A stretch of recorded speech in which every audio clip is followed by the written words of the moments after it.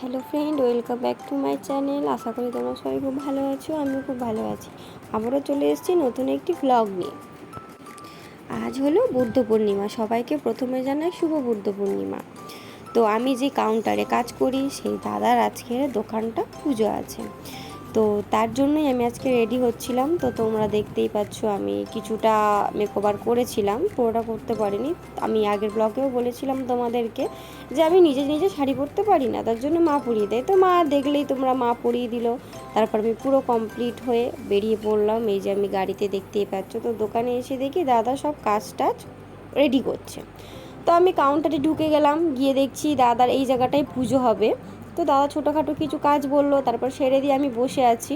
তারপরে যে বৌদির ফোনটাকে ভাই ঠিক করে দিচ্ছে, বৌদি ভিডিও করবে বলে। তা আমি ফোনটাকে নিয়ে পুরো ভেতরে চলে গেলাম। তো ভেতরে আসতে দাদা বলছে যে তোমরা তোমাদের কাজটা কমপ্লিট করে ফেলো। তো বৌদি দেরি না করে সব ফল আরে বার করে ফেললো।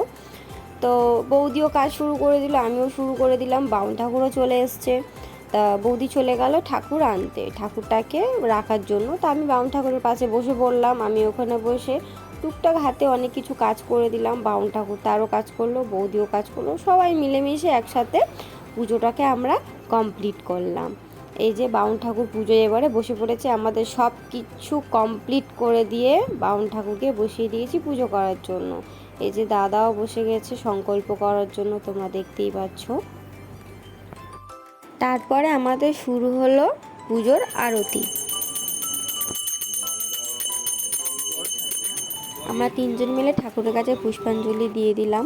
তারপরে পুজোটা কমপ্লিট হয়ে যাওয়ার পর বাউন ঠাকুর চলে গেল। আমি আর বৌদি দুজন মিলে প্রসাদ ভাগ করে সবাইকে দিয়ে দিলাম। তারপর আমি বৌদিকে বলে এলাম যে আমি বেরিয়ে যাচ্ছি। তো আমি চলে এসেছি বেরিয়ে। তোমরা দেখতেই পাচ্ছ বাইরে এতটা রোদ, অসহ্যকর রোদ। তারপরে এই যে আমার লোক চলে এসছে। তারপর ও আনতে গেছিলো আমাকে পাকা রাস্তায়, বাড়ি চলে এসেছি। এই যে বসে বসে ও আর ফুচকি গল্প করছে। তারপর দুপুরে আজকের খাবার ছিল, যেহেতু আজকের পুজো তার জন্য কোনো রকম ভাত ছিল না, পরোটা ঘুগনি আর সুজি ছিল।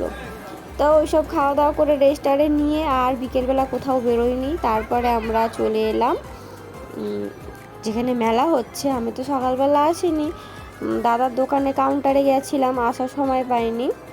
ওই জন্য বিকেলবেলা পুজো দেখতে এলাম। তোমাদেরকে ওখানটায় আমি দেখিয়ে দিলাম, ওখানে পুজো হয়েছে। তারপরে আমরা মেলায় পুরো ঢুকে গেলাম। দেখতেই পাচ্ছ আজকের হালকা একটু বৃষ্টি হয়েছে বিকেলের দিকটায়, যার জন্য অনেকে বিকেলের দিকটায় আসেনি। সন্ধ্যেবেলা খুব ভিড় হয়েছে। আমাদের ঘোরাঘুরি শেষ করে আমরা বাড়ি চলে এসেছি। আজকের মতো ভিডিওটা এইটুখানি। ভালো লাগলে লাইক, কমেন্ট, শেয়ার আর পরের ভিডিওর জন্য সাথে থেকো।